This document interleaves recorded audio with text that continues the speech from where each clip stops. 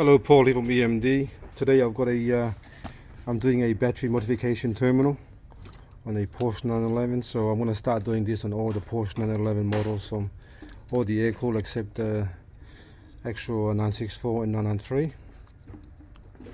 So look at the actual terminal here. See that?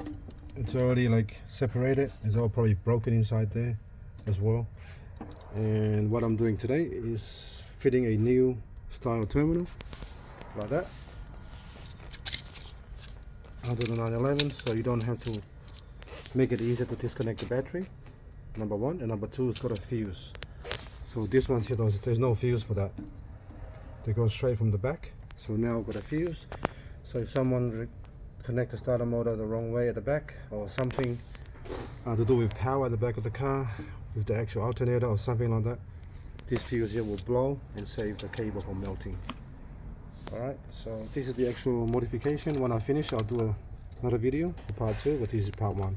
I've got to cut all this and then double check all this, make sure they're alright, tape it back up, maybe heat shrink like that, and then start again.